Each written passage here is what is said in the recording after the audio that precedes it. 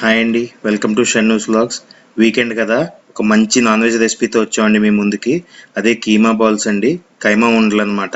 ఇది చేసుకోవడానికి ఏమేం కావాలో చూసుకుందాము. ఫస్ట్ మనకి కైమా కావాలండి. బాగా లేత మేకని బాగా మెత్తగా కొట్టించి తెచ్చుకోవాలి.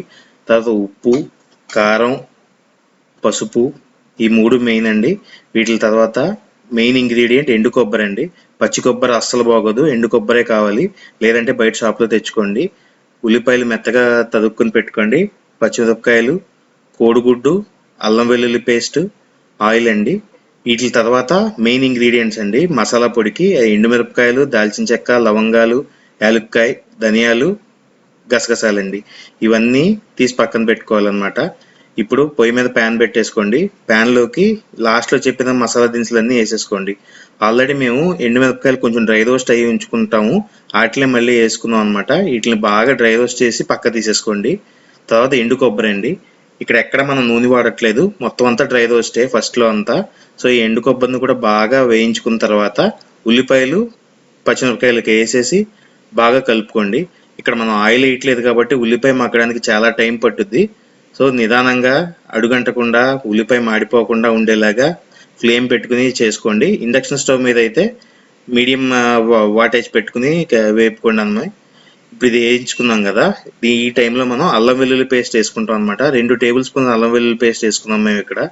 మేము తీసుకున్న క్వాంటిటీకి ఆ మాత్రం కావాల్సి వచ్చింది. మీకు ఇంత అక్కర్లేదు అనుకుంటే ఒక టేబుల్ స్పూన్ వేసుకున్నా సరిపోద్ది అనమాట. ఇప్పుడు వేసుకుని బాగా కలిపేసుకోండి. కలిపేసుకున్న తర్వాత చూసారా ఉల్లిపాయ ఎంత బాగా మగ్గిందో. ఈ ఉల్లిపాయ మగ్గిపోయిన దాన్ని తీసి పక్కన పెట్టుకోండి. దీన్ని లాస్ట్లో మనం మిక్సీ కొట్టుకుంటాం అనమాట. ఆ స్టెప్ అప్పుడు మళ్ళీ దీని గురించి చెప్తాను. ఇలా వేయించి పక్కన పెట్టుకుని ఇప్పుడు ఇదే ప్యాన్లో ఆయిల్ పోసేసుకోండి.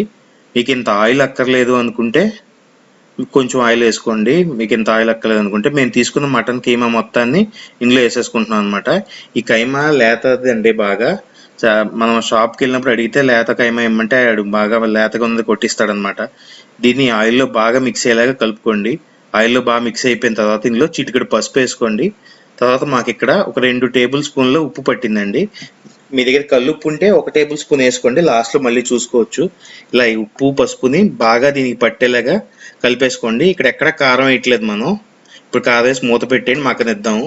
ఇదేంటిది గిన్నె మారిపోయింది అనుకుంటున్నారా? ఇండక్షన్ స్టవ్ కదండి. ఇండక్షన్ మీద మటన్ కీమాని ఉడకబెట్టాలంటే 5-6 వేలు కరెంట్ బిల్ వస్తుంది. అన్నీ సైడ్కి తీసుకెళ్ళి కుక్కర్లో విజిల్ వేయించి తీసుకొచ్చి మళ్ళీ వీడియో కోసం షో ఇస్తున్నాం అంతే. ఇలాగే మీరు 7-8 కూరలు వేయించేసుకోండి. ఇప్పుడు ఈ కీమా మొత్తాన్ని మగ్గిపోయిన తర్వాత తీసి ఇందాక మనం ఉల్లిపాయలు, పచ్చిమిరపకాయలు, కొబ్బరి వేయించుకుని పెట్టుకున్నాం కదా, దాన్ని దీన్ని కలిపి మిక్సీలో ఒక 2-3 తిప్పులు తిప్పితే ఇంత కన్సిస్టెన్సీలో వస్తుందండి. ఇలా వచ్చిన పేస్ట్ మొత్తాన్ని తీసి పక్కన పెట్టుకుని ఒక కోడిగుడ్డు కొట్టి వేసుకోండి. దీని తర్వాత పొడి వేసుకోవాలండి. ఇది ఏం పొడి అంటే మనం ముందు చూపించాం కదా ఎండుమిరపకాయలు అన్ని మసాలా దినుసులన్నీ, వాటితో పాటు 3 టేబుల్ స్పూన్ల పుట్నాల పప్పు అండి.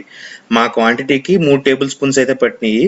పుట్నాల పప్పు అంటే మన చట్నీ పప్పు అండి, చట్నీ చేసుకుంటాం కదా ఆ పప్పు. ఇది ఎందుకంటే ఈ కైమా ఉండలకి కన్సిస్టెన్సీని కరెక్ట్గా థిక్నెస్ని ఇవ్వడానికి, టెక్స్చర్ని ఇవ్వడానికి పుట్నాల పప్పు కావాలండి.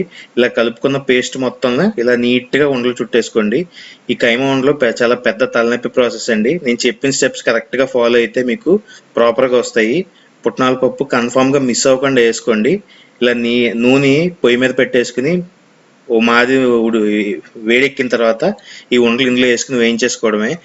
ఇందాక చెప్పా కదా కైమా ఉండలు తలనొప్పి ప్రాసెస్ అని, ఇదే మెయిన్ స్టెప్ అండి. మీది నేను చెప్పిన స్టెప్స్ ఫాలో అవ్వకుండా పుట్నాల పప్పు కానీ కన్సిస్టెన్సీని కానీ స్కిప్ చేస్తే మీది ఈ నూనెలో వేసినప్పుడు ఉండలు విడిపోతాయండి, మొత్తం చిదురైపోతాయి అనమాట. చూసారా పక్కన ఒక బ్యాచ్ తీసి పెట్టాము, ఎంత నీట్గా వచ్చినాయో. నేను చెప్పిన స్టెప్స్ ఎగ్జాక్ట్గా ఫాలో అండి, సూపర్ వస్తాయండి. ఈ కైమా ఉండలు 10 నుంచి 15 రోజులు నిల్వ ఉంటాయండి ఫ్రిడ్జ్లో పెట్టుకుంటే. చిన్నపిల్లలకి ఇస్తే స్నాక్స్ లాగా తినేస్తారు. పప్పుతో కానీ పప్పు చారుతో కానీ కలిపి దీన్ని తింటే సూపర్ ఉంటుందండి. అసలు టేస్ట్ అదిరిపోద్ది అనమాట. ఈ వీకెండ్ మీద ఈ రెసిపీ ట్రై చేసి ఎలా వచ్చిందో చెప్పండి. అలాగే మా ఛానల్కి సబ్స్క్రైబ్ చేసుకుని మా బెల్ ఐకాన్ ప్రెస్ చేస్తే మేము పెట్టే ప్రతి వీడియో మీకు వస్తుందండి. Thanks for watching our video. Thank you.